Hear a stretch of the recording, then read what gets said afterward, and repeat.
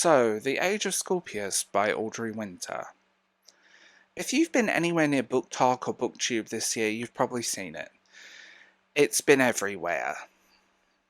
And you know what? That kind of marketing makes you think, wow, this is going to be epic. And then you actually open the book. What happens next is one of the clearest examples of what happens when marketing promises the moon and the writer doesn't have a spaceship. My name is Dave James. Welcome to this episode of The Bald Book Geek. It's a bonus episode, but what I'm going to say is, here and now, I went through the 7 levels of Dante's Inferno to find a copy of this to read, and I didn't want to make a video or talk about something I didn't read. Full disclosure, my soul is probably on a piece of paper somewhere in one of those 7 levels. Like right now, just on fire. Nothing illegal, I would like to clarify, but still, yikes. Okay, let's start with the fact that in some ways, this writer absolutely nailed the hardest part of indie publishing. Getting people to notice you. Most self-published authors would absolutely do anything to have that kind of visibility this book got. I mean, it leaned heavily into BookTok. Everything felt less book promo and more, dark aesthetic, slow camera pans, soundtrack you could imagine over the closing credits of a blockbuster. She sold a feeling, not a synopsis, not a genre label, a vibe, and on social media that works more than anything. People pre-ordered, not just because they wanted to read it, because they wanted to be part of whatever this was. It felt like the next big indie fantasy phenomenon that's going to be talked about in mainstream circles. And it is. For the wrong reasons. And this is the trouble. When you generate this kind of hype, you're creating really high expectations. Readers are primed for something amazing, epic. And when they don't find it, well, this happens. Okay, I read this book. I have read through this book and I have notes. I have lots of notes, and it is a prime example of what not to do. This is the pattern I noticed, and going by other people's videos and comments, I think this is what they noticed as well. And I don't think this is about subjective taste or whatever got the world building. These problems are deeply foundational. They're the kind of things that should be caught in the drafting or editing stages. And that brings me to editing. Spelling, grammar, typos. From page 1, missing words.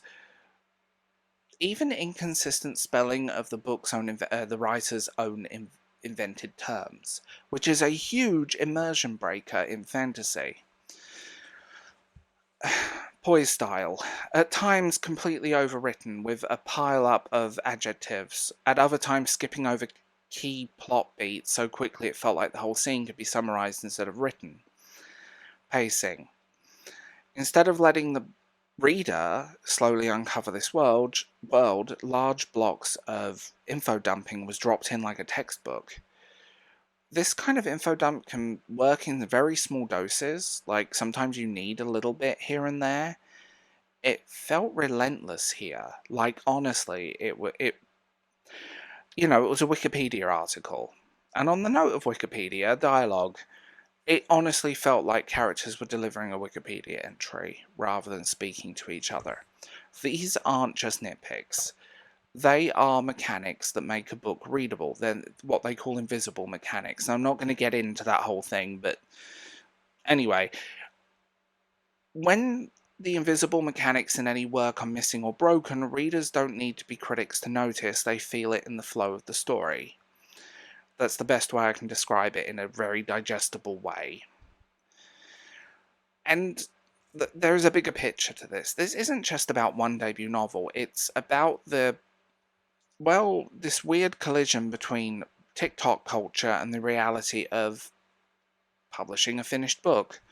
On TikTok, you can hook someone in 10 seconds.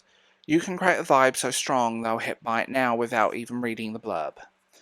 But a novel is not a 10-second loop. It's hours of reading, and every page has to live up to the promises you made in those trailers and what you were saying. The Age of Scorpius story also highlights something indie authors sometimes forget. When you self-publish, you control everything, and that includes quality control. A good editor isn't just a nice-to-have option, they're the person who'll catch the cracks before the spotlight hits. Because hype is a spotlight. You can make your cover look amazing. You can also throw, I don't know, shadows on every typo, awkward structure, and all of this stuff. But it was all very much book marketing, book hype, over anything substance related. There was nothing here.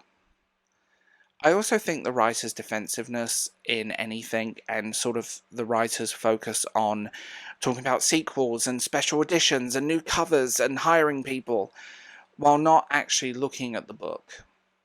If anything, it felt more like a content farm than an actual creative discussion, which I think is kind of unfortunate, because I think it wouldn't have been a book I read, but it could have at least been readable, if that makes sense. It could have been readable, and it wasn't readable.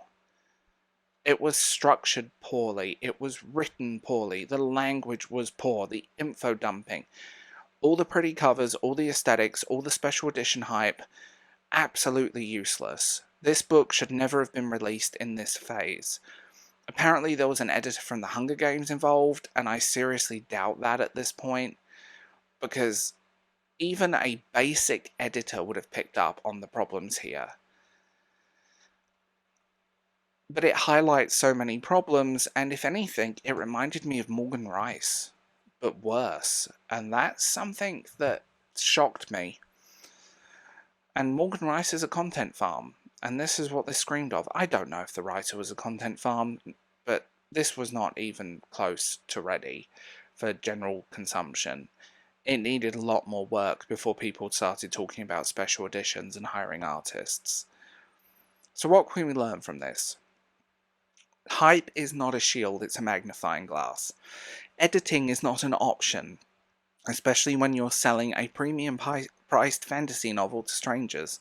Your reaction matters. The way you handle criticism can soften the blow or double it. Sometimes just being quiet, other times speaking out. It depends on what's happening. But this was, like, the criticism received of this book was very much, yes, I agree with every piece of criticism I've read about this book. I think there's a word for this, and I just can't think of it. There's some pretentious Greek phrase that just popped in my head and it just left, but I think there's still a world that Audra Winter could recover from this, but it would require a real transparent rework of the book and willingness to step back from defending the flaws and fix them instead. Because in the end, readers want to be on your side, they want to believe the story you promised them exists. Your job is to make sure that it's there when they turn the page. It's just a really bizarre book. The author's reaction, all of this stuff that's just going on and going down. The writer's website, like I said, is down. And just overall, it's kind of a mess. So what's my take on this? Like I said, it should never have been released in the mess that it's in. Simple. It needed more work, it needed more time, it felt like drafts just stitched together. And now I have this book sitting on my desk, staring at me. What do I do with this book? It might be a collector's item in a few decades, who knows? But that's my take on this situation. What do you think? Can a debut come back from this kind of launch? Let me know down below. And if you like this kind of publishing deep dives, hit that like button, subscribe, join my Patreon or channel memberships or my Substack for behind the scenes breakdowns, more content that you'll never get anywhere else, and just stuff. So yeah, I'm really curious to what you guys think about this book, because I want to know. And Yeah, let's just talk about it.